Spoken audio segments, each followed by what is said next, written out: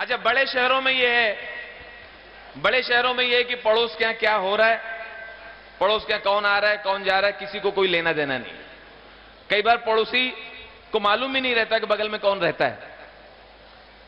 लेकिन छोटे शहरों में यह बड़ा प्रॉब्लम है, किसके घर में कौन आया, कितने दिन रुका, किसकी शादी कहां हुई, किसकी टूट गई, किसके लड़के के क्या हालचाल है, लड़की कहां पढ़ती है, दूसरे के ताक झांक।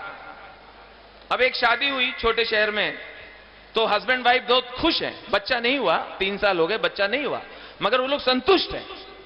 पड़ोसियों को टेंशन, पड़ोसन चाची आ गई,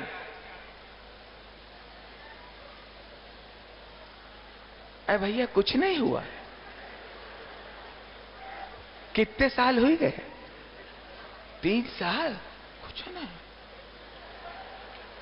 फिर भैया वंश कैसे आगे बढ़ी, वंश तो बढ़े चाहिए।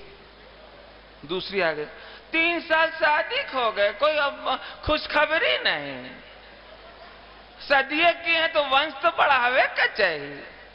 हैरानी तो तब हुई जो जनगणना वाले आए, वो भी समझा के गए, उनका क्या लेना देना, वो भी समझा गए, नहीं नहीं देखिए अब घर में खुशियां तो होती हैं, वंश तो वंश तो बढ़ना चाहिए। अरे हम लोग खुश हैं भैया, आप इधर आइए, इधर माता जी इधर आइए, आप कहां से आई हो, कहां रहती हो, बगल। माता जी हम लोग खुश हैं, हमें कोई परेशानी नहीं है, हम लोग संतुष्ट हैं, 125 करोड़ लोग हैं इस देश में, वंश कैसे बढ़ेगा, वंश कैसे बढ़ेगा, क्या जो आने वाला आएगा अगर मैं वंश बढ़ाऊं तो क्या क्या गारंटी है कि सब लोग उससे बहुत खुश होंगे, वो बहुत सफल होगा, वो बहुत देश के लिए अच्छा सोचेगा। वंश तो राजीव गांधी ने भी बढ़ाया था।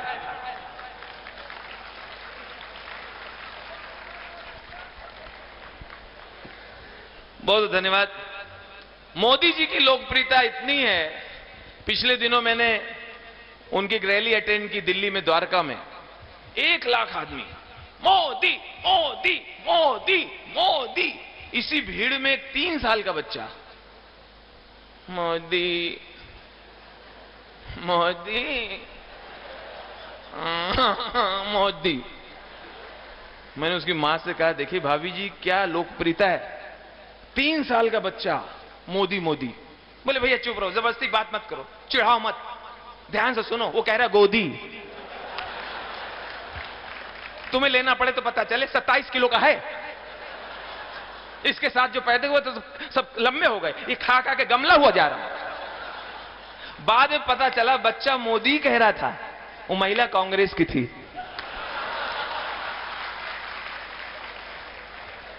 पिछले दिनों चाइना के राष्ट्रपति आए थे और सीधा अहमदाबाद उतरे।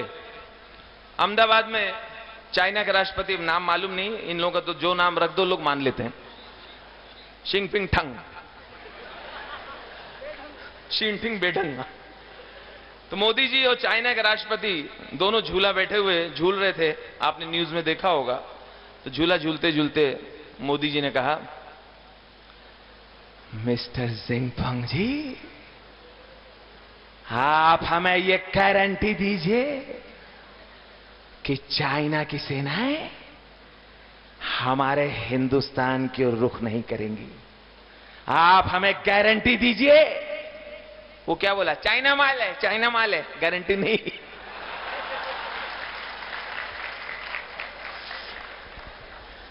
अभी एक सच्चा किस्सा है, आपने भी न्यूज में देखा होगा, समाचार में, बिहार चुनाव के दौरान लालू जी के ऊपर पंखा गिर गया था, पंखा गिर गया था। तो उस पे मैंने, और हैरानी मुझे तब हुई जब पंखा गिरने का उन्होंने जिम्मेदार बीजेपी को ठहराया था, तब मुझे विषय मिला कि इस पे कुछ बनाना चाहिए। लालू जी को पंखा गिरा तो लालू जी बोले, ये जो पंखा गिरा है ये नरेंद्र मोदी गिरा है, अमित शाह बांधा है, तभी पंखा गिरने से पहले हमको ढूंढता रहा, जब देखा यही ललवा मेरे कपारे पे गिरा। पंखा गिरा वो दुख नहीं है, दुख ये हथुआ पे गिरा है, अगर जोर से लग जाता तो हमारा तो नाम है उल्टा हो जाता, लालू से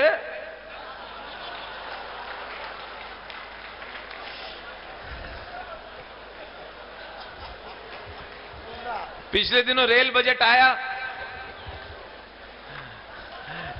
आया, तो एक डिबेट हो रही थी रेल के ऊपर। सुरेश प्रभु जी भी बैठे हुए थे, मुझे भी माइक मिला। सब लोग अपनी अपनी बात रख रहे थे रेलवे को लेके। वो कुछ सुझाव मांग रहे थे, कुछ शिकायत मांग रहे थे रेलवे से संबंधित। मेरे पास जब माइक आया, जो सच्चा किस्सा है, जो मैंने उनसे कहा था, वही आपको बता रहा हूं। हमने रेल मंत्री जी, वैसे तो भारतीय रेलवे बहुत अच्छी है, बहुत अच्छी है, आप जब से आए बेहतर हो गई है, लेकिन भारतीय रेल में जो कंपार्टमेंट है, उसमें जो टॉयलेट है, वहां डब्बा रखा है, मग रखा हुआ है, मग रखा है, ठीक है, लेकिन सर वो मग जो है जंजीर से बंधा है, वो भी ठीक है कि भाई चोरी ना हो जाए इसलिए बंधा है, लेकिन सर परेशानी है कि वो जंजीर बहुत छोटी है, तो पानी जहां पहुंचना चाहिए वो पहुंच नहीं पा रहा है। तो आपसे निवेदन है, आप भले 2 रुपए बढ़ा लो, मगर जंजीर भी बढ़ा लो। तो उनका जवाब आया, बोले मग जंजीर से बंधा हुआ है, आप तो नहीं बंधे हुए, आप खिसक जाइए। बहुत धन्यवाद। अभी जब भी कहीं चुनाव आते हैं, चाहे उत्तर प्रदेश हो, बंगाल हो, कोई प्रदेश हो, चुनाव आते हैं, राजनीतिक सरगर्मियां तेज हो जाती हैं। वोट की खातिर तरह तरह की झूठे वादे होते हैं, नौटंकी होती है। पिछले उत्तर प्रदेश के चुनाव में मैंने देखा था कि बड़े बड़े नेता सिर्फ वोट के खातिर किसी गरीब महिला के घर पे, किसी दलित के घर पे रात गुजारते थे, ताकि गरीबों में, दलितों में अच्छा संदेश जाए। तो ऐसे ही रात को 2 बजे एक गरीब दलित महिला के घर पे दस्तक हुई। बुढ़ी निकली, अरे कौन है, अरे रुको, आ रही हूं। नमस्ते अम्मा। अम्मा देखो बहन जी आई हैं। ये तुम्हारी बहन होंगी? हमारी बहन को मरे 10-12 साल हो गए। नहीं अम्मा, ये मायावती जी हैं, ये आज रात तुम्हारे झोपड़े में गुजारेंगी। भैया हम सुला लेते, मगर गरीब का घर है, हमारे चारपाई एक ही है, और राहुल गांधी पहले से लेटे हैं। उसको बोला, आप बहन जी को मना कर रही हो? माता जी बहन जी को मना कर रही हो? ये चीफ मिनिस्टर हो सकती है, इनको मना कर। चटाई ले आओ, आंगन में सो जाएंगे, चटाई ले आओ। चटाई भी तो एक है, अडवाणी लेटे हैं। बाद में किसी ने मायावती जी से कहा कि सब जगह तो लेटे हैं, इनकी छत खाली होगी, छत पकड़ लो, छत पे कोई नहीं होगा। तो मायावती जी सीढ़ी चढ़ती हैं, तभी छत से बहुत ही टिपिकल एक आवाज आती है, आप समझ जाएंगे तो ताली बजा के बताइएगा। जैसे मायावती सीढ़ी चढ़ती हैं, छत से आवाज आती है, उत्तर प्रदेश समाजवादी पार्टी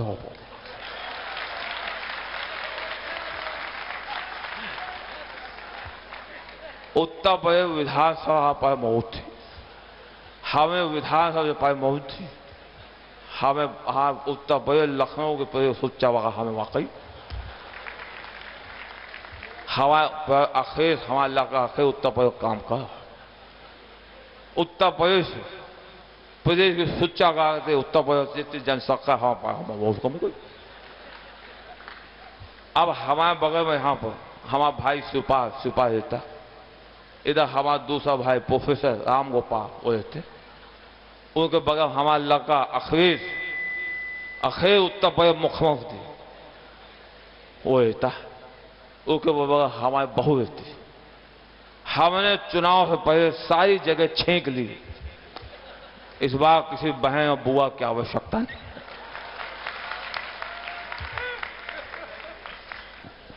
बहुत शुक्रिया। एक दर्द मैं अपने एक आइटम में प्रस्तुत करूंगा और फिर आपसे आशीर्वाद लेके इजाजत लूंगा। कंगारू।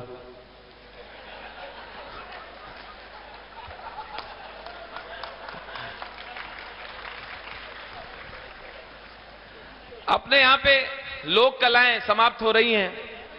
वो तो बाबा जी जैसे संत, सच्चे संत, बड़े महाराज जी, उधर हमारे बड़े महाराज जी विराजमान हैं, जो लोक कलाकारों को पूरा मौका देते हैं। वरना एक विधा जो समाप्त हो रही है टेलीविजन की वजह से, रामलीला। रामलीला मुझे याद, मैं कानपुर में अपनी तरफ रामलीला देखने जाता था अपनी माता जी के साथ। ठंड के समय हम लोग शौला लोड़ के बोरा लेके जाते थे, आगे बोरा जल्दी से बिछा देते थे ताकि आगे बैठने को मिले। मूंगफली लेके बैठते थे और पूरी रामलीला देखते थे। वो रामलीला अब लोग जाते नहीं देखने, क्योंकि उनके पास स्पॉन्सर नहीं है। इतनी कठिनाइयों में रामलीला होती है कि अगर चलती रामलीला में अगर दूर से किसी ने अगर 5 रुपया भी दिखा दिया तो रामलीला रोक दी जाती है। रोक के उस आदमी का पहले सम्मान होता है, तब तक कलाकार ऐसे खड़े रहते हैं, उसका सम्मान हो जाता है, फिर रामलीला आगे बढ़ती है। तो ज्यादा ध्यान आयोजकों का होता है कि कहां कहां से पैसे आ रहे हैं, क्योंकि कलाकारों को देना भी है पैसे। तो देखिए, जरा सी रामलीला चलेगी और व्यवधानों से भरी हुई रामलीला।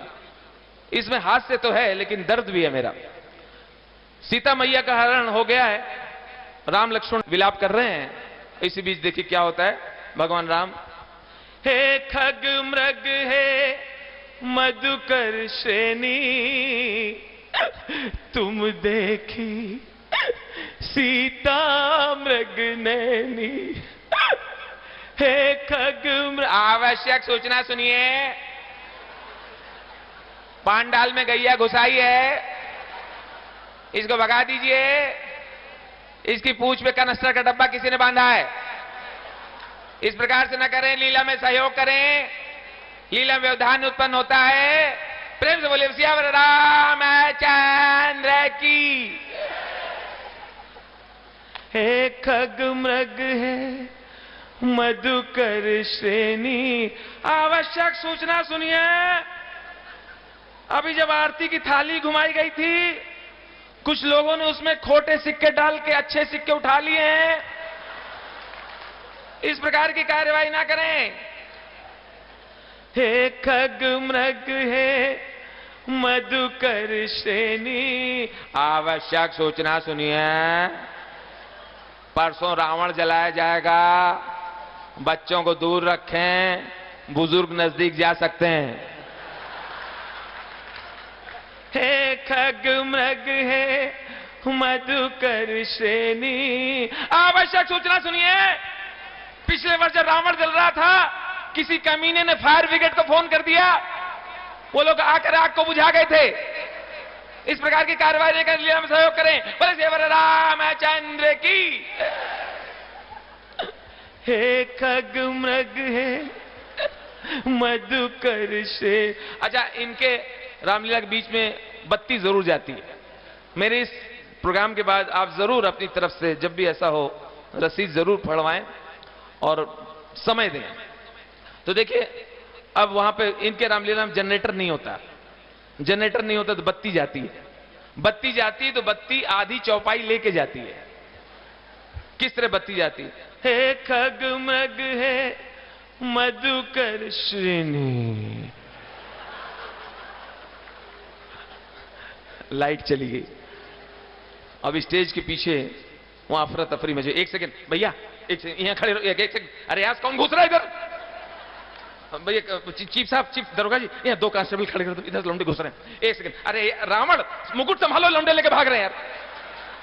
सीता बीड़ी फेंको, इधर बैठो। एक सेकंड, अब इतने में बत्ती आ गई। बत्ती आ गई तो ये लोग इतने सीधे होते हैं, सिंपल होते हैं, जो बात छुपानी चाहिए वो बता देते हैं। बंधुओं, मैं रामलीला कमेटी का अध्यक्ष बोल रहा हूं। अभी जब बत्ती गई थी तो कुछ लोगों ने मुझे 2 झापड़ मारे। पिछले वर्ष 1 मारा था। इस प्रकार से कार्यवाही बर्दाश्त ना होगी। लीला में सहयोग करें। पीछे थाली में पैसे गिने गए, चढ़ावा देखा गया, रसीद देखी गई तो बहुत कम थे। ये वक्त कलाकारों को मिलेगा कैसे? रावण तो पहले भड़क गया। नहीं, 3 साल का बाकी। हिसाब क्लियर करो, फिर मारो न मारो, हम खुद ही मर जाएंगे। अब हुआ कि पैसे आ नहीं रहे, क्या करें? किसी ने कहा कि फिल्मी गाना बजाओ, फिल्मी गाना बजाओ, लोग पैसे देंगे। बोला मरवाओगे रामलीला में फिल्मी गाना कैसे? बंद करवाओगे? परमिशन भी नहीं मिलेगी अगली बार। अरे यार रावण का दरबार लगा दो ना, रावण तो देख सकता है ना, रावण पापी है। रावण को जगाया, उठो उठो तुम्हारा नंबर आ गया। अच्छा, मुकुट उकुट पहन के आया। मैं लंकेश, मैं ही ब्रह्मा, मैं विष्णु, मैं महेश।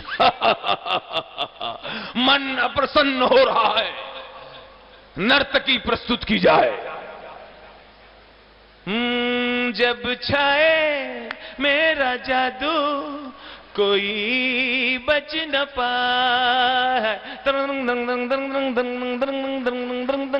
मुझसे तुम टकराना ना, आके यहाँ पछताना ना। 11,000 रुपए का पुरस्कार यहाँ के विधायक की तरफ से, 51,000 रुपए पुरस्कार यहाँ के सांसद की तरफ से। अब लीला यही समाप्त होती।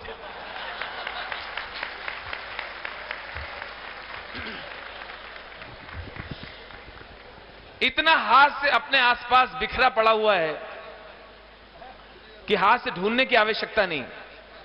आपका कुछ जिस दिन हंसने का दिल करे, आप सिर्फ गाड़ियां पढ़िए, गाड़ियों के पीछे जो लिखा रहता है। एक टेम्पो के पीछे लिखा था सावन को आने दो, पीछे से दूसरे टेम्पो ने मारा उसको धपाड़, उसके पीछे लिखा था आया सावन झूम के। पहले एक बाइक आती थी, आपको याद होगा, अब समाप्ति पे है बुलेट, बुलेट जावा, ये मोटरसाइकिल थी, बड़ी हैवी होती थी, इतनी हैवी होती, कभी कभी दरोगा वगैरह को मिल जाती थी, पुलिस ऑफिसर को, और दुबला पतला दरोगा बाइक पे बैठ गया, उसके कंधे हिलते थे, भड़ भड़ भड़ भड़ भड़ भड़ भड़। लेकिन बुलेट की खास बात यह थी, बुलेट कभी चोरी नहीं होती थी, क्योंकि छोटा मोटा चोर स्टैंड से उतार ही नहीं पाता था, और किसी ने अगर उतार लिया तो बुलेट ही उसके गले पड़ जाती थी। हाँ ले चल, ले चल, हाँ ले चल। चोर कहता था रहने दो, गलती से उतार। अच्छा, अपने देश में गाड़ियां रोज नई नई लॉन्च हो रही हैं, नई नई गाड़ियां रोज। सड़कें वही हैं, हाईवेज एक्सप्रेसवेज अच्छे बन गए, लेकिन अंदर सड़कों का हाल वही है, छोटा खड्डा छोटा खड्डा छोटा खड्डा बड़ा खड्डा, खड्डा खड्डा खड्डा खड्डा खड्डा। कुछ खड्डे तो मुंह खोल के इंतजार करते हैं, आओ आओ एक पहिया तो दो। अच्छा, इतनी गाड़ियां कम थी कि नैनो का आना इतना जरूरी था, नैनो भी आ गई। आप ऊपर किसी बिल्डिंग से नैनो को देखिए, ऐसा लगता है मुर्गी के बच्चे जा रहे हैं, इतनी हल्की है नैनो। हाईवे में उसको किनारे चलाते हैं, उस चलाने वाला भी शर्मिंदा रहता ही। किसी ने कहा देखो कैसे किनारे चला रहा है, समझदार है। मैंने कहा समझदार नहीं, उसको मालूम है अगर मैं बीच में आया तो मेरा क्या हाल होगा। लेकिन इतनी हल्की होती है, अगर बगल से तेज अगर ट्रक निकले, नैनो का हाल क्या होता है। नैनो जा रही, ट्रक निकला, तो नैनो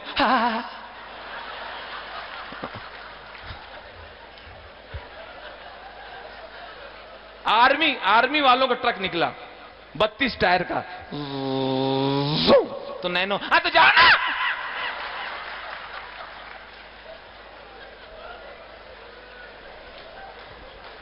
ये कार्यक्रम होते रहते हैं, चलते रहते हैं, और यहां पे विराम इसलिए लूंगा क्योंकि कार्यक्रम बहुत देर से चल रहा है और आप लोग बहुत समय से बैठे हैं।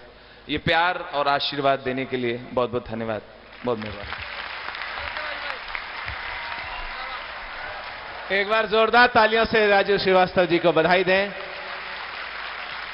उनकी श्रद्धा महाराष्ट्र के प्रति उनको यहां लेकर आई, उनकी आस्था और महाराष्ट्र का स्नेह प्रेम निश्चित रूप से आपने अनुभव किया। मित्रों, क्योंकि हमारे आदरणीय वेद प्रताप वैदिक जी जो प्रसिद्ध पत्रकार और साहित्यकार हैं, हिंदी के विद्वान हैं, वो इस मंच पर विराजमान हैं। मैं उनको सादर आमंत्रित कर रहा हूं। वैदिक जी 2 शब्द बोल दो। एक बार जोरदार तालियां हमारे वैदिक जी के लिए। ये न ओज के कवि हैं, न ये हास्य कवि हैं, लेकिन एक बात आपने देखी होगी, बहुत से लोग बोले बाबा जी राजू श्रीवास्तव वो तो बवाल है, आपने यहां कुंभ में बुला लिया। अरे मैंने कहा वो बवाल नहीं वो कमाल है। बहुत बहुत अच्छा आपने आज प्रस्तुति दी और किसी भी तरह का कि कोई शिकायत का मौका नहीं दिया, क्योंकि ये सच कह रहे हैं, क्योंकि आज शिखा ने इनकी शिखा बांध रखी है। तो इनकी धर्मपत्नी शिखा है और बहुत ही सुशील, बहुत ही एक आदर्श महिला है वो। एक बार उनका भी बहुत बहुत अभिनंदन है।